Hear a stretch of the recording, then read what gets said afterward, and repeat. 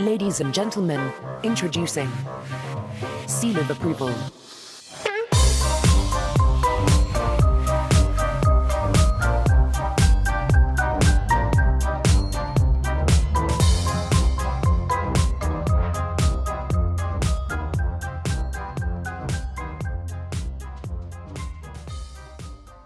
Hello there, and welcome back to Seal of Approval, the podcast bringing you weekly judgments on the latest movie news and reviews. I'm Callum, your host, and today I'm joined by my two guests, Charles and Nick the Canadian. Hello. Hello, how are you? Nick, to introduce yourself, tell us one of your top 25 movies of all time. I would say Starship Troopers would be one of my top 25 films. Good shout. And Charles, same goes for you. I would say Princess Mononoke. That's a great film. Yunte actually gave Spirited Away as his top pick in the last episode. So I was going to say that one, but then I thought I'd go a little bit older than that and go one of their earlier movies. It's pretty good. I find it really hard to put things at the top of my list because I'll enjoy things, but I'll never consider them as like the best. Like, there's very few movies ever get that. So I don't know. I guess I don't become a huge fan of things that easily. I'm too cynical.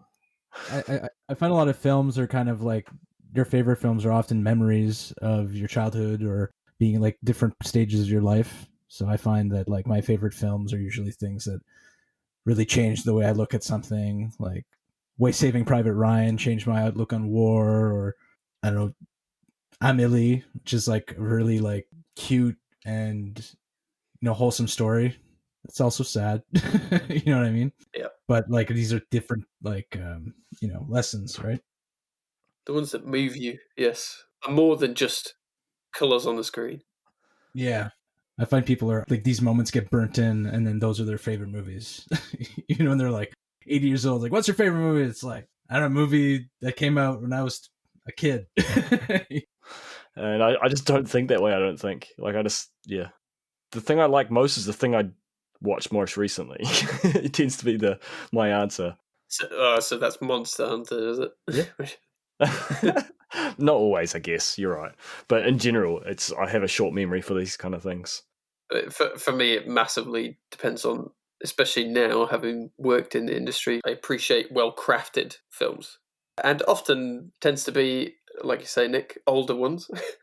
But every now and then you get a bit of a gem, but definitely the writing quality has dropped in Hollywood over the last 5 or 10 years. Well, I find like medium budget movies are where that type of stuff happens in terms of well-crafted story, and that the medium budget movie is kind of, unfortunately, I don't know, there's no cinematic, well, no, there's no space in cinemas for those types of movies anymore. It's all like big IPs and that have to be kind of like a roller coaster tentpole type thing, right? Yeah, true. So this is the state of our industry. The States, yes. Now that we've let everyone judge our taste, let's move on to the all-important points. And we start, obviously, with round one. Movie news highlights of the week. In this round, I offer up clues to each of my guests, and they gain a point if they correctly guess which movie news item it refers to. Let's start with Nick. Which company just announced they were throwing their child-friendly policy out the window? No idea. I do. I can give you a second clue. Nah, pass it to me. Okay, this will make it a lot easier for you. What movie will give Disney their first R? Oh. I still don't know. Yeah. Can I come in with the win? Well, yes, I will give the points to Charles then. Go for Charles. You want to tell us? Deadpool is coming into the MCU universe, and it's going to be the first R-rated MCU universe movie. Spot on. Points to Charles. Yes, so Deadpool 3 will be the MCU's first R-rated movie, which also got fans hoping that the Blade reboot would follow suit. I always find it funny when things like this get announced. Like, but what about this other thing that's not talked about right now? It's like there's always outrage or always demand more, like little kids in the candy store. I do wonder how much of it is fans or just the news outlets. Well, that's true. Good point. Well, I guess especially today, with less movies dropping in the cinema each week, it's harder to find news to talk about. So they do have to It's makeup news. generate their own items. So, but what do you think about this new move for Disney? Do you think the two styles can mix? Well, I don't know. Disney is not, the larger it gets and the more corporate. Well, it's always been very corporate, but yeah, the larger it gets and the more it resembles these other type of like media companies that are also tech companies at the same time, the less distinction you're going to see from family to they're going to be putting their hands in everything at this point. Because before they had a very clear brand that was very family focused, but I feel now they're capitalizing on other markets that are that's because they have the reach and they have the money and the connections now because they've bought huge sectors of the entertainment industry. Yeah, I can't remember if I've talked about it on this or with someone else, is they kind of have to start bringing more adult content in, because you go to Disney Plus and you have the subscription, there's nothing really on there except Mandalorian and all the other Star Wars stuff that people have already seen. There isn't much there for adults, and so it makes sense. And buying Marvel is already leaning towards the slightly more violent side of things. But I think it will fit, because it seems like they're going to make anything fit into MCU universe because they can, and it makes them more money, so they will. But I think with the introduction of Thor Ragnarok, it's leaning towards that more silly humor, leaning away from the style of the other Avenger movies. And so I think there is room for the different style of comedy in the universe. Like I think it will work. Is it necessary? Probably not. Will it make sense? Probably not as well, but they'll make it work. Yeah, I just wonder because, to see Deadpool chopping up people with limbs and blood and all that. I don't know. I think, personally, I'd rather keep him out, but that's also because, I hate Ryan Reynolds. How dare you? He is literally my least favourite actor. Oh, there's plenty of way above him. I actually like him. Such a Canadian icon. Come on. Yeah. I know. I don't mind him. I actually kind of like him. I can't stand his humour, his voice, his face. Just everything about him. So I would rather he stayed out of the MCU. You just described Christian Bale to me. What? Christian Bale's great. I don't know. I feel like when I see serious actors working as superheroes, I don't know. To me, like, it's all about like the spandex thing. To me, like, Batman is like Adam West. It's nothing. Yeah, it needs to be a bit silly. Yeah. It's to be goofy because it's already a goofy thing, and then when they make it super serious, it's like, but it's still Batman. Like. If you want the spandex, then that's totally cool. Sounds like the Suicide Squad, James Gunn's version, will be right up your alley and all there. Vibrant. Okay, so moving on. I've got a clue for you now, Charles. So, which action movie didn't want to switch off the camera? Switch off the camera? This one is a lot more obscure. It does sound obscure. You've been mean to me today. Yes. Can I make a guess and then still get a second clue? No, just give me another clue. Give me another clue. Which new action flick features a feature-length take? Oh, I did see something about this because I do like my Asian films. Is it something like it's something about samurai, Crazy Samurai or something? They did 77-minute one scene. I need to see this movie now. Like, I need to see this real bad. Yes, so that's the low-budget indie movie Crazy Samurai 400 versus 1. Yes, it features a 77-minute single-take action scene. So it's like a Dunkirk, basically, but actually one shot instead of a. Yeah. You mean 1917? Or... Oh yeah, it was 1917. That was the shot. Okay. I don't remember which one. There was an old movie. I think it was like people couldn't have kids, and then this guy who was protecting a lady who was pregnant. Like there hadn't been a baby born in like 18 years or something. Oh yeah, I remember that one. What was that movie called? Because they had a really long take, and they the camera followed them like it was like through like a war zone type situation, and it was really cool. It was really impressive. And you knew it was one take because they got blood on the camera lens and they kept it. Yeah, no, I haven't seen that. But what do you think of long takes in general? Are there any that you appreciate, Nick?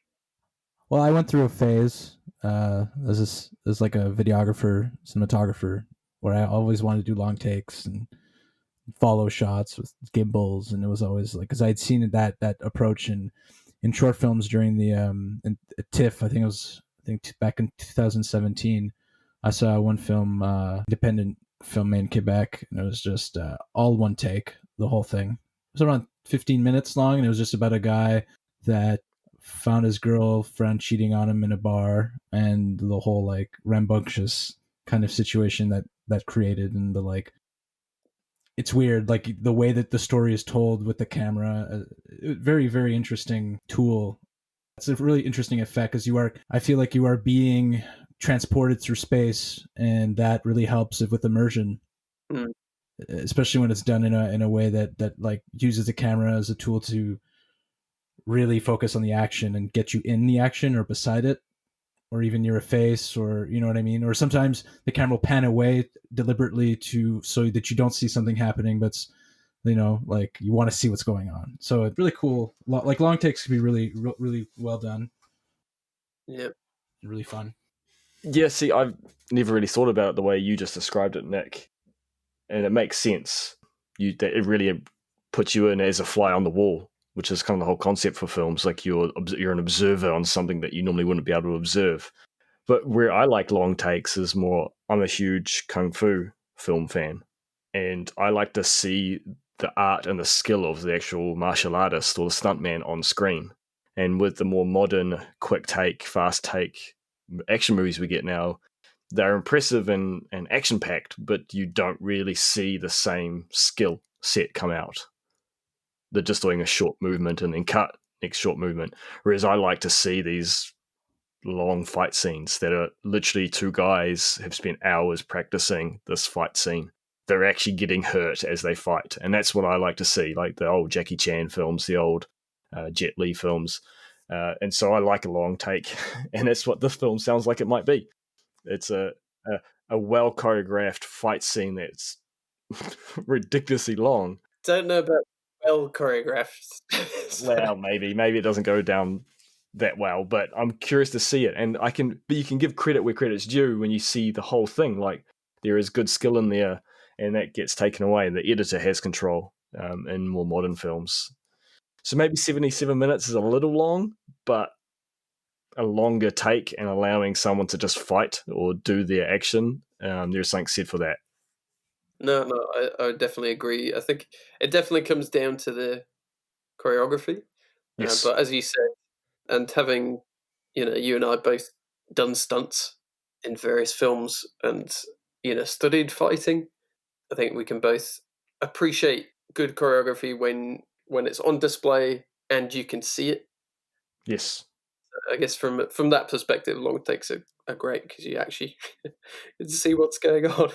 Yeah, one of my favorite fight scenes is from a Chinese film. It's not the best film. It's gorgeous. It's a Jackie Chan film.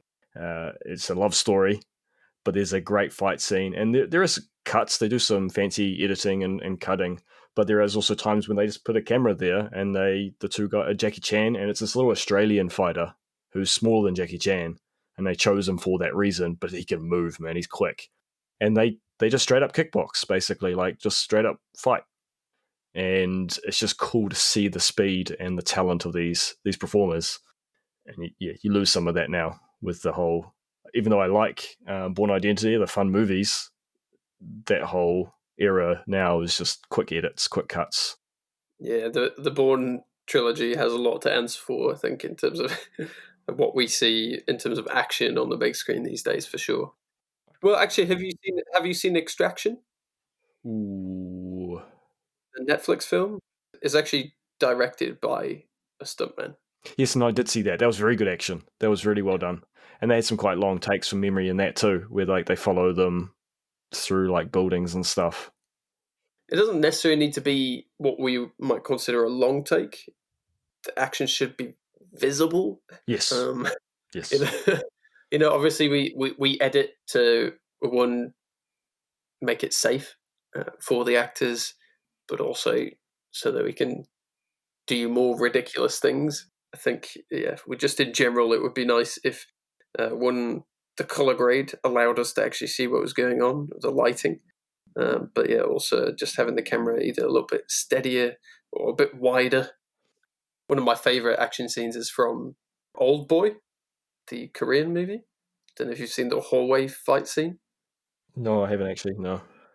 Oh, it's so great. You should. We'll add that to the watch list. You should put Ong back on that watch list as well. Oh, yep. Yeah.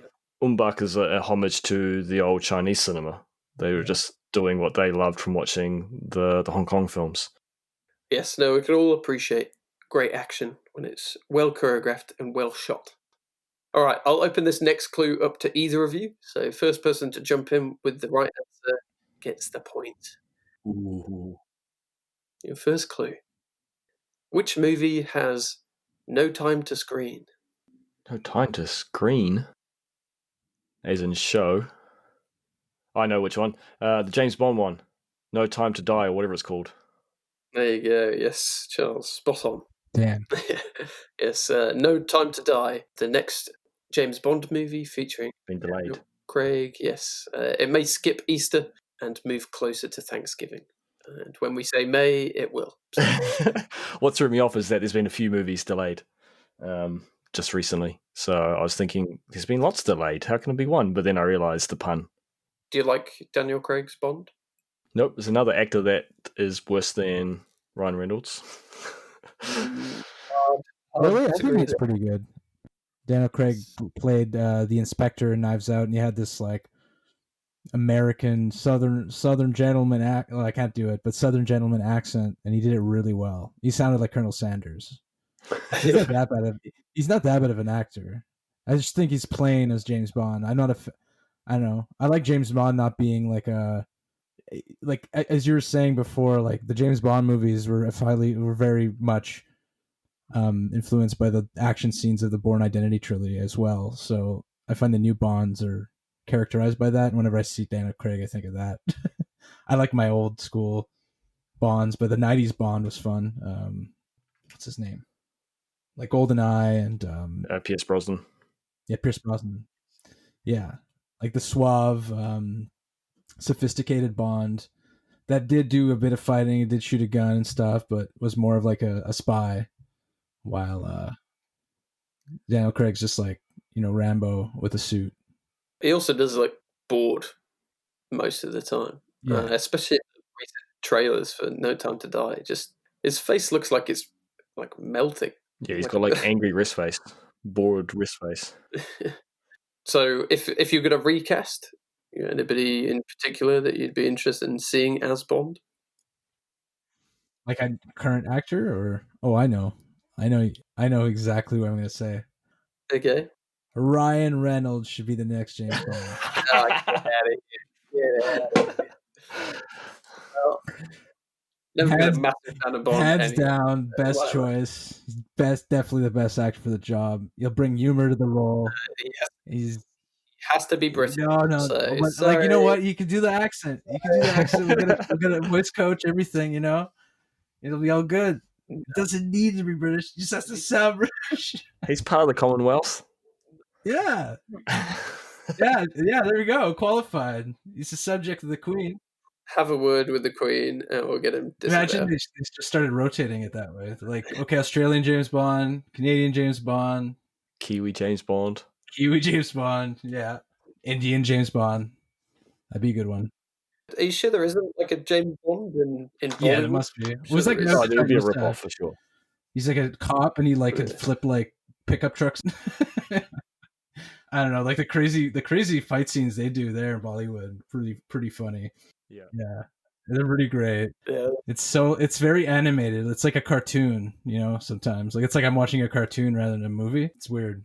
I was actually talking to a Bollywood director last week, and I brought up there's a movie.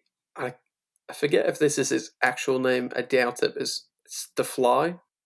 So not anything to do with the Western movie, but it's all about a man who gets transformed into a fly, but then has to fight people as a fly. It's That sounds cool. the funniest thing I've ever seen. This guy throws a knife at the fly, and the fly, like in slow mo in midair, like flips it around and sends it flying back. It's just, yeah, it's actually hilarious. We definitely should watch that Yeah, that'd be together. fun. Bollywood has some amazing movies just from that perspective. I mean, this director that I was talking to, who's actually very embarrassed when I brought it up, and he was saying, "Why can't we produce good things?" But I don't know. But I think Bollywood has its charm, Well, as long as you don't want to take it too seriously. how about those like giant battle scenes that they do? It's funny because I've never seen these full films. I always see these things on like social media, like mashups of different like Bollywood films, so they would recreate Gladiator but in Bollywood, instead of Rome, it's like their history, and there's like giant war elephants and crazy stuff like that, but I find their like CGI isn't bad. It's gotten pretty good, in terms of catching up with Hollywood. Well, Hollywood's outsourcing them anyway, Yeah. so they've learned all the techniques. Yeah, it's interesting, yeah. Like a much more globalized industry it's turning out to be. Yeah. To conclude, do you actually want any more of Bond, or do you feel like his character and his story is outdated or overplayed? I honestly can't think who else could replace. Like, I wouldn't have a name. I wouldn't mind it changing up.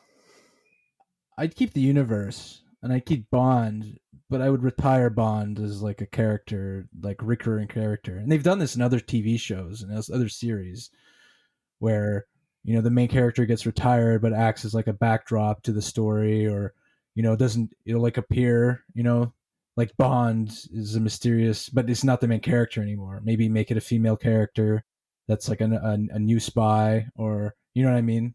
Like not make it always about the same type of like typical character and formula. You switch up the formula to make it relevant, but keep Bond and the universe intact. I think that would be the best approach.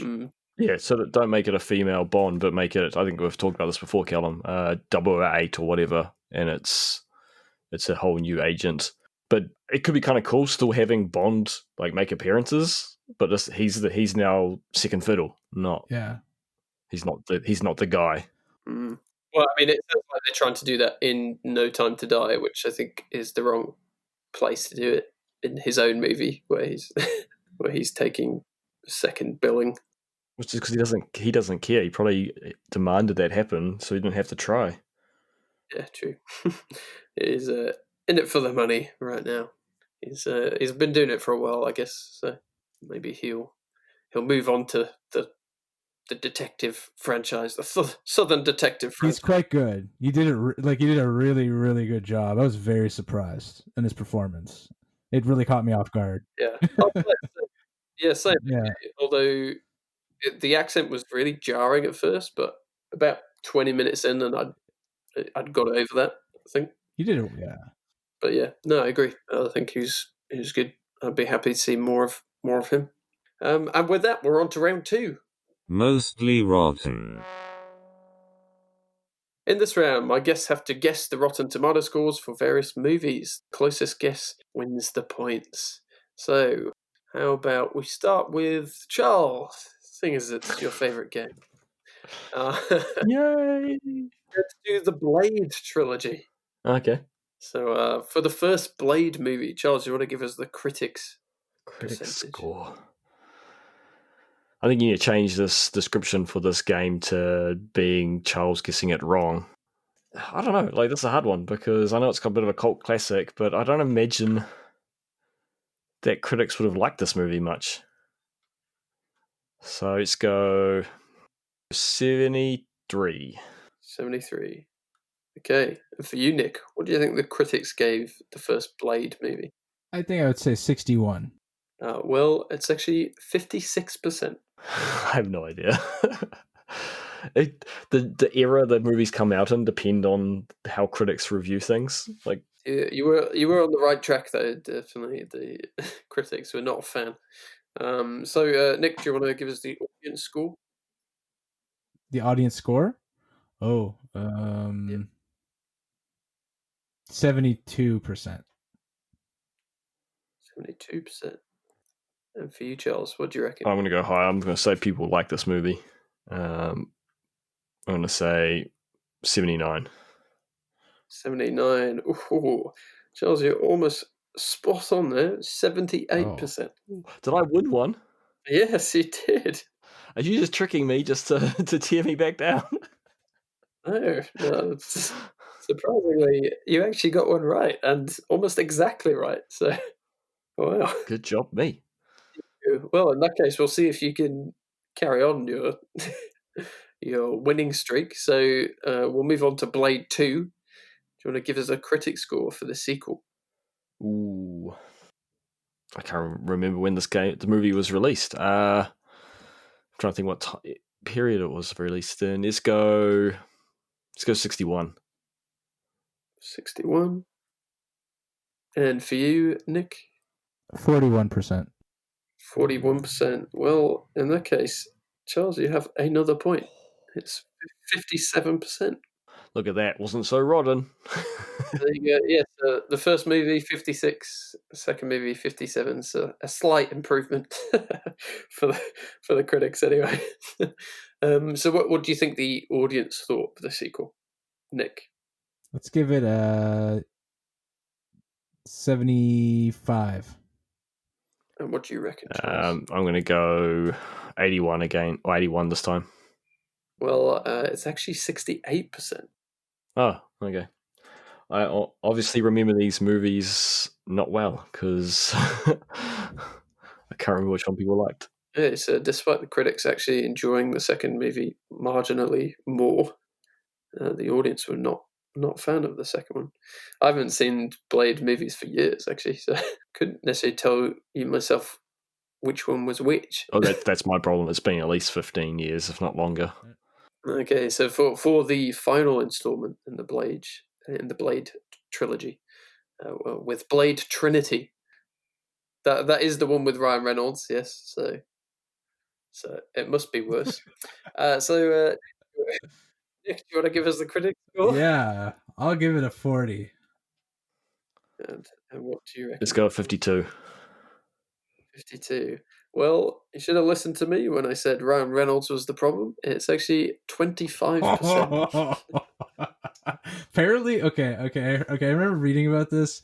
Apparently, Blade, or what's his name, Wesley Snipes, was like very high when he was doing that movie, and like would have these crazy tantrums on set. So this was during his like spiral into darkness.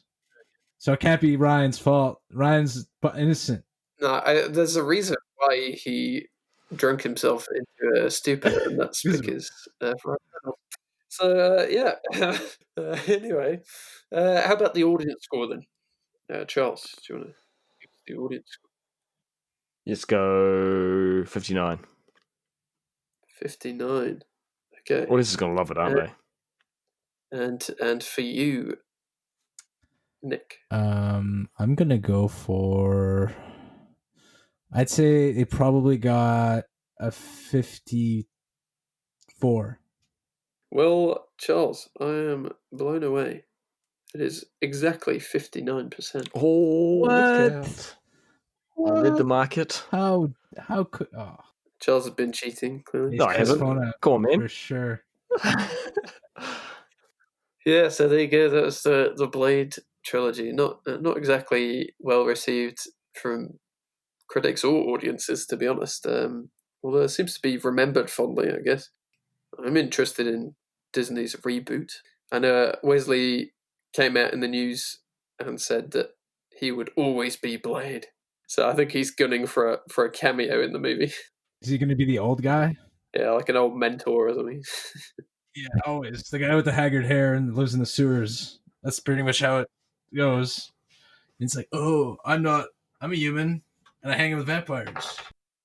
I think it's mostly a product of its time. Like, they came out of a time when the wider audiences weren't interested in comic book stuff. Yeah, that's true. And it was too niche. That's what I mean. It depends what era a movie came out in. Whereas, like, the Avenger movies and stuff, I'm sure the critics give them good reviews because that's what the audience wants to hear, and the critics are more made up of people who like the nerdy stuff. So it's a weird one. After the Tim Burton Batman, or just that era of doing Batman, who was Blade the next superhero movie? Would you consider Blade the first modern superhero movie? I would consider Spider-Man the first modern one. Blade it was a B movie. It's like a medium budget B film. But yeah, and it wasn't really presented as a superhero or even a comic movie. Yeah. It was just a vampire movie, which were very popular in the 90s.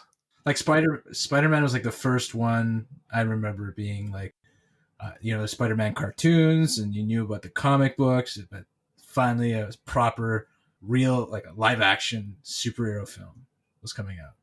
That was the first one. I'd probably agree with you. All right, now on to the final round, and we're back to Movie news highlights of the week. and we'll start this round with Charles. So, Charles, who's decided to release a whole stream of movies? A whole stream. Netflix have been talking about they have like a movie a week or something. Yes, you're spot on. Netflix just announced they would be dropping at least one original movie every week of 2021. Tallied them up, and that's 6 action, 4 horror, 9 thrillers, 1 sci-fi, 8 romance, 18 drama, 1 western, 9 comedy, 2 musicals, and 12 for the whole family movies. Which includes things like Don't Look Up, starring Leonardo DiCaprio, Zack Snyder's Army of the Dead, the third entries in the trashy teen romance Dumpster Fires, The Kissing Booth, and To All the Boys, and then The Woman in the Window, starring Amy Adams, not to name a few. So there you go. So what do you think? Is it too much? It's always too much. I don't know. I think it's interesting.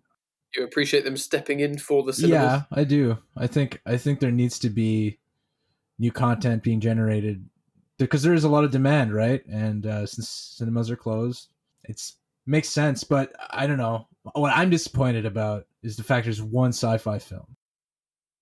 Is it that unpopular, like that genre? Because I want them to. I'd rather have it half sci-fi films than the rest of whatever. Yeah, it seemed like there's too many dramas in there, wasn't there? Was it 18 drama? Yes, 18 dramas. I don't think it's unpopular, Nick. I think it's more that just people don't do it well, and so the movies tend not to do well. Well, I think also they typically require a bigger budget. I think it's hard to make them high concept too. The scripts are hard to. It's hard to get people to connect with that type of content when it's, I don't know, like drama obviously is more relatable usually. There's just more relatable topics, or even thrillers, it's usually based in the present. Yeah, I guess especially you're trying to appeal to general audiences. Yeah. Although, maybe one sci-fi is a little. It's a little. It's kind of. Come on, like one. Little short change there, I think. But these are movies. These aren't shows. I know these are. Yeah, these are all. Movies. So maybe there's plenty of sci-fi shows too. So Netflix is actually still the biggest streaming service with about 200 million subscribers. So how much is a subscription? There's clearly someone who doesn't pay for their subscription. Well, it depends on where you live. I'm not a leech. Actually, I don't think it depends on that. So anyway, Charles, how much is a subscription? I forget how much I pay monthly. I think for the full with multiple users, it's like $19 a month, New Zealand. $19 a month for New Zealand. So what's let's do some math here. It adds up pretty quick. They're making bank. So what if we do 19 times by 12, which is what? Come on, you're a numbers guy, Charles. $28 a year. Okay, so then we times that by 200 million. So that's what, 4 billion? 4.5 billion? It's a lot of money. They make a lot of money. They basically captured an entire market, the entire family budget for films because like the cost of cinema went way too high, and they killed themselves through stupid popcorn prices. I'm talking North America. I find New Zealand, it's like not dumb, but here it's Yeah, our prices went up. They were getting crazy. There was something like $17, $18, and then there was basically no one went to the movies, and so they dropped the prices back down to $10. But they've been slowly bumping the price up. oh man. I think it's at for special movies, it's 14, and for the average normal movies. So like, I don't know what special means, but I think it's like the first week of release they charge 14, and then they charge 12 after that. Oh, I see. Special just means they have a big marketing budget. Well, I find here like a movie ticket's going to be around 12 Canadian, and then for the popcorn, and you have like what, you bring your kids, like average of 2 kids, maybe 1 to 2 kids, and they all want popcorn. Everyone wants to share popcorn, so you're looking at another like $25 in popcorn and drinks, or 30, and then a night. I would say it's around $70 for one night at the movies. Yep. And that's like, It's very expensive. yeah. So like if I look at my Netflix budget, even cable, like we don't use cable here anymore. I don't watch cable television because it was such a rip off, and they would trap you in the way they wanted you to watch the content, right? Really like with PVRs and stuff, good for sports, but yeah, I don't know. Yeah, no, definitely will save you a bit of money. Yeah, it's like, because there's only so much media we can watch, and like I saw someone post the other day, like do a marathon of the Marvel Universe movies. And there's like, was it 22 movies or something? And that's just to catch you up to now. And then there's all the TV series, and then there's just more and more coming. Like you could spend all your entertainment, not budget and money, I mean budget as in time, just on Marvel going forward. And you probably could find enough out there to keep you entertained for quite a while. Yeah, that's true. Mm. And then Star Wars is doing the same. We're just waiting for Star Trek to then start doing something similar. And we're already there with it. They've got quite a few shows. Yeah, well, they just cancelled Discovery because it's trash. Yeah, it's basic. Depends how Amazon does with this Lord of the Rings thing that's they're working on. Yeah, that's gonna be a gamble. True. That could start a whole new avalanche of different spin-offs of the Lord of the Rings universe. Yeah, I feel that the way a lot of content is going, it's more like just tech companies. You know what I mean? Like the way they churn out content, they're industrializing the content creation. You know what I mean? So that like this high output of content, they're gonna try to outcompete each other in that way. They're gonna figure out more sophisticated production techniques that are just gonna like replace so many jobs and so many steps, and it's already happening, right? It's going to be an interesting future in that arena, in terms of how these media companies that are more like tech companies, and the way they behave, and the way they're structured, and the way they raise capital. Completely different industry, right, than before. Yep, Mm. it's definitely changing. Interesting times ahead. Just so you know, yeah, the revenue is up about $20 billion a year in 2019. Wow. That's nuts. That's like one Avatar movie. Is that how much it costs? 20 billion? Nah, it's a lot. No, It's a lot, but Because the last one was 2 billion. no, the last one had a budget of 600 million, and that's just production, so that's not marketing. So it had a budget of 600 million, and then James Cameron managed to bump it up to 900 million. This next installment started off with $1 billion investment, which has definitely ballooned. Anyway, moving on to the next item. Now I have a clue for Nick. Okay. Which franchise is racing towards the finish line? Fast and the Furious. Yes, you are spot on. The Fast and Furious franchise will conclude with a 2-parter, bringing the total number of movies to 11.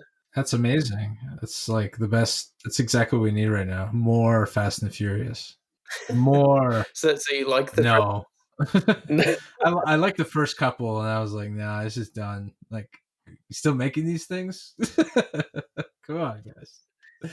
I love Vin Diesel. I think he's amazing. I know he's like a B actor and all, but I love Riddick, and I like his whole like, fantasy. He loves fantasy games and supports that whole like nerd culture. So, but yeah, I don't know. Yeah, well, can you think of another series that has evolved in the same way? Like, have they evolved? I thought they were just all racing car movies. I haven't seen anything past like number 2, to be honest. They became action films, right? You have no idea. Yeah, like because like, do you remember those movies when the first Fast and Furious came out? There were other films that were like the same genre film. It was like Triple X and these other types of like weird B action films. And I find Fast and Furious like spawned from that world. And they just like, hey, this works. This formula works. And we're just gonna keep using it forever. So we make all the money, you know. Yeah. For example, Charles, in the last movie, Dwayne "The Rock" Johnson, his character picked up or managed to move the direction of a moving torpedo to use as a weapon. Nice.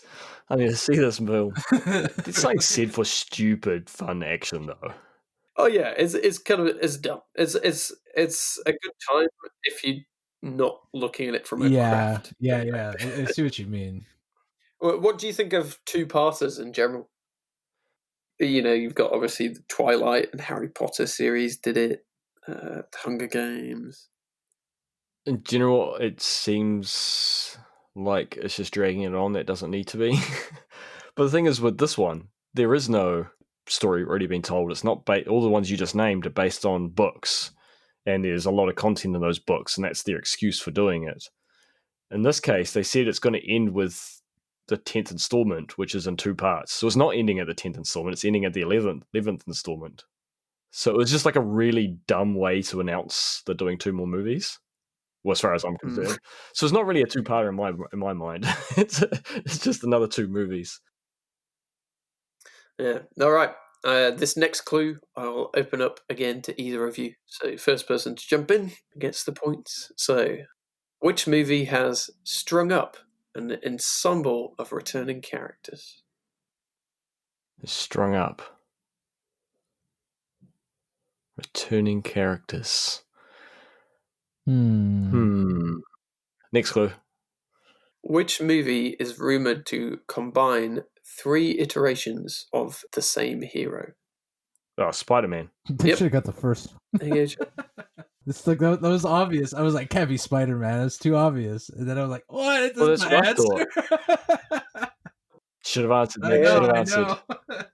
It's the quick of the dead right here. Yes, so Kevin Feige, who of course heads the MCU, has said that some of the Spider-Man 3 rumours are shockingly close. These rumours include that all 3 Spider-Men, so that's Tom Holland, Andrew Garfield, and Tobey Maguire, will return, along with many of the original villains, in a multiverse movie that could tie into Doctor Strange 2 and WandaVision. And there are also similar rumours in the DC EU, with the Flash movie potentially bringing back people like Danny DeVito as the Penguin. No way, really? That would be awesome. Yeah, I did see that. Yeah, he's the best Penguin ever. Yeah, do that. Good idea. Well, I don't know. We haven't seen Colin Farrell's version yet. He'll be the Penguin in Matt Reeves' The Batman movie. But yeah, so what do you make of combining past versions of a character with the current one? You a fan of these multiverse ideas? Into the Spider-Verse did it, and they just seems like, oh, that was popular, let's do it too. It does feel a little bit like that. But I kind of like it. It makes sense based in the Spider-Man world. I liked the Tobey Maguire Spider-Man movies, so it'll be fun to see how they interact. Yeah, I mean, I don't really care about seeing Andrew Garfield again, but... it wasn't terrible, but it wasn't anything to write home about either. Oh, it was just too cool. Hipster. Yeah, hipster vibe. I feel like mixing universes, it makes it more difficult to make... I don't know, I find it makes the stories more fragmented in cinema in that format. Like, 2-hour-long film or whatever, 2.5 hour is probably what you're going to get for that type of film. And so I never really liked the Avengers movies myself because it was too all over the place. Like, each character's kind of a bit less developed in the story, obviously, because there's so many different other characters. Like, obviously, the lore from the other films, so they're already connected, but it almost would make more sense to make, like, TV that way. Or make TV, like the quality of superhero films, but in a TV format.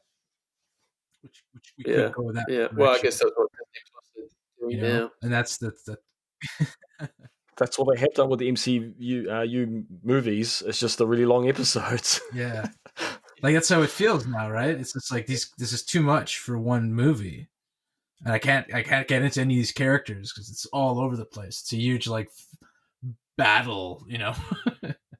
Yeah, you got to do your homework before you come in. You got to SWOT. You got to who's connected done, who's done what, who's going to do something, and yeah, Like, when's the last time we had a good Hulk movie?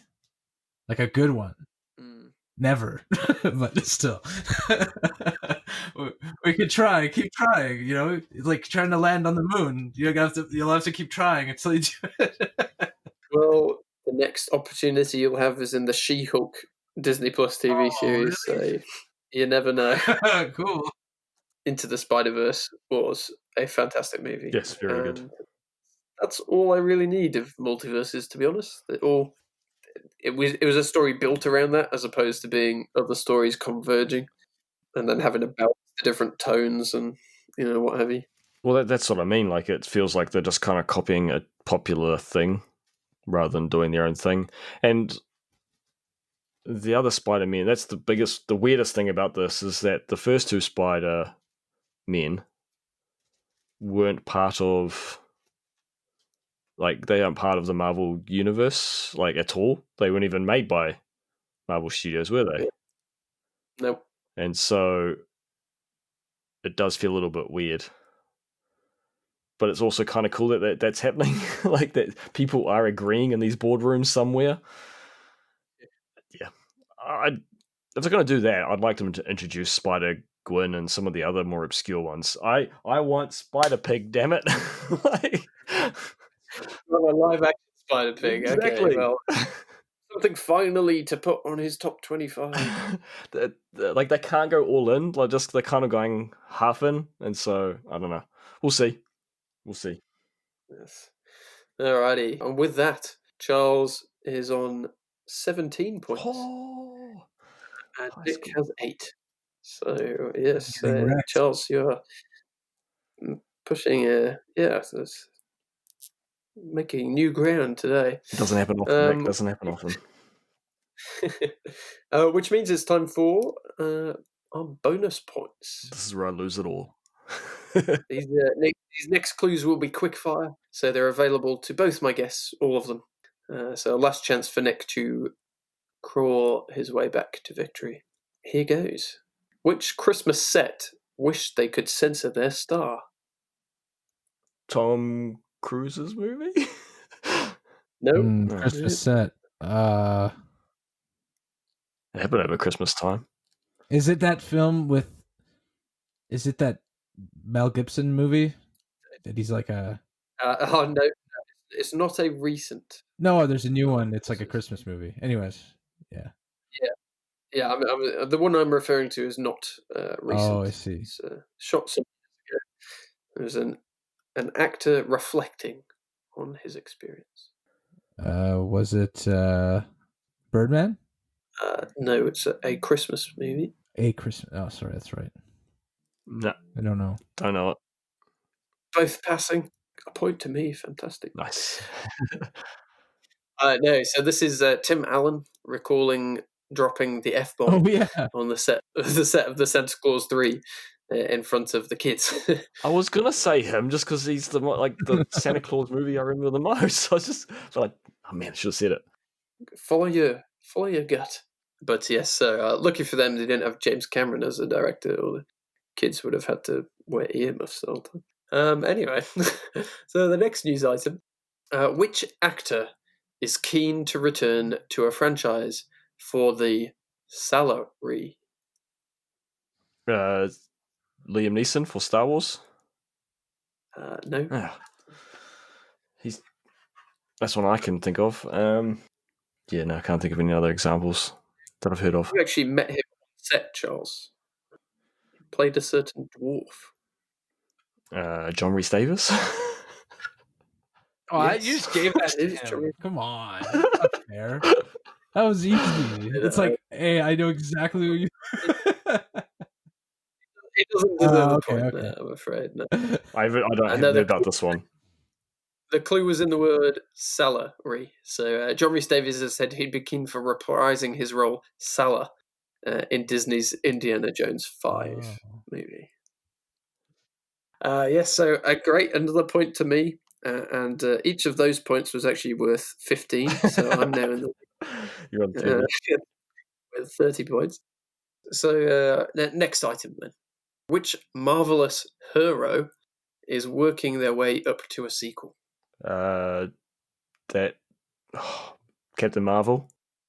Yes, that is right, Charles. Captain Marvel. I don't know any of these. Yes, Brie, what's her name? Brie Larson. Yes, Brie Larson. She is unfortunately in the news again. Building hype for Captain Marvel 2 via her training regime and praise for the director, Nia DaCosta. Can't wait to skip that movie. Okay, and our final item this week. So maybe I'll make this bonus point worth 12 points. Oh, this is how it is. Steal my win away from me, Nick. Well, you never know, Charles. It's first person in. Which movie has made us wonder about the amount of Oscar nominations? Wonder Woman 1984. Oh, yeah. Yes, Charles, there you go. God. You let me have that one, didn't you? No, you actually got that one first. Yeah, it's ridiculous. They've nominated them. They put themselves forward for every single category. Yeah. It's, despite it being an absolute dumpster fire of a movie full of horrendous writing and actually rather problematic scenarios. Yes, they have even nominated themselves for Best Picture. So there you go. And so that's it. And final scores on the doors. So Nick, you made a valiant effort with 8 points. I got totally obliterated. Yes, there's Charles today who has broken his mold and comes out on top with 21 points. Which actually means I think you go straight to the top. Oh, yeah. Victory dance. Congratulations, Charles. You've won yourself a true feeling of achievement, I would say. I am feeling it, I'll tell you that. Charles got my seal of approval. Yes. Charles and Nick, was this a good week for movies? Do you reckon the news deserves the official seal of approval? Can I just say no? I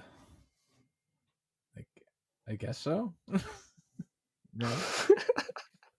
That's very positive. So a yes from Nick, a no from you, Charles. Yeah, I think I'd tend to agree it was fairly weak. So no official seal of approval for this week. Okay, for our audience out there, what was your news highlight of the week? Did we cover it? Did you agree with anything we had to say at all? Let us know. Well, thanks for joining me, Nick, Charles, nor you at home, and we'll see all you next time.